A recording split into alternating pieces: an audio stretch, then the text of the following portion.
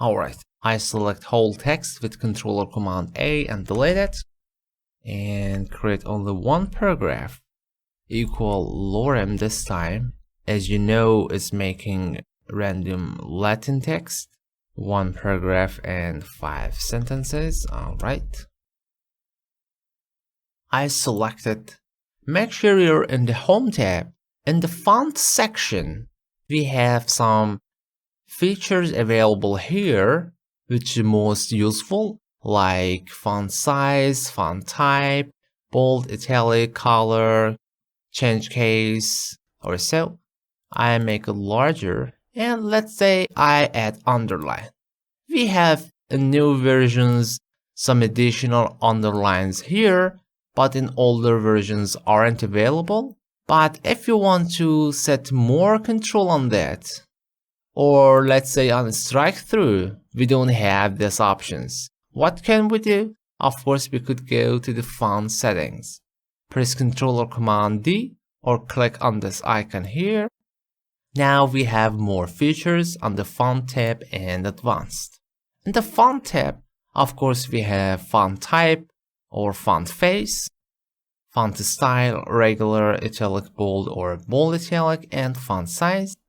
Any value, if it's not in the list, you could of course type, let's say 19. Alright. And font color, underline style, which will also exist there, and underline color. We have here effects with which here we have strike through like that, but we have also double strike through.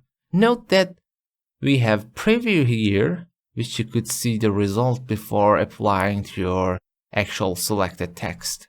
Superscript, subscript, small caps for change casing, all caps, or even hidden, which wasn't exist there. For example, if I select hidden and press OK, the text still exists, but you cannot see. But it still exists. Of course, you cannot find there, but after select the all text and uncheck hidden, you could bring it back. In some cases, you might need that. And the more settings, here we have in the text effects. Before that, we have set as default. If you change any of these values and parameters and set as default, your document always will have these values as default. For example, I make it bold italic to be visible and let's say underlined with double line and red color. Okay. If I delete and create a new text, it will back to default. But if I set as default, here asking you these changes, would you like to apply to this document only or all documents after this, which will rewrite on your normal document template file, which I don't recommend it, of course. Set as this document only. Okay. If I delete the text and start writing again, you see what's happening? It is the default style. Alright, let me undo that.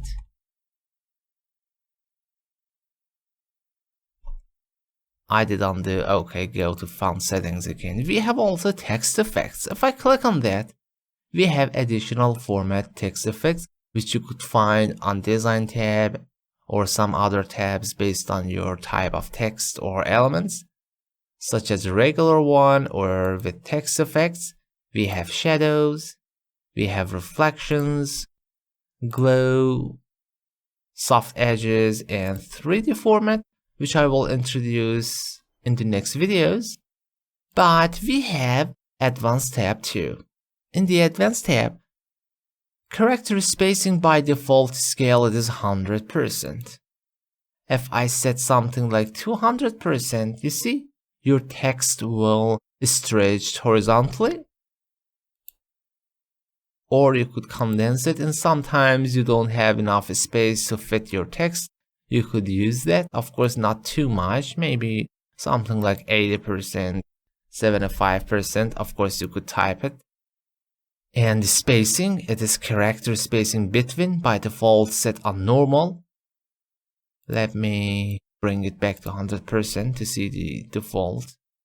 Character spacing expanded, more spacing, or condensed, less spacing, which it is working with kerning.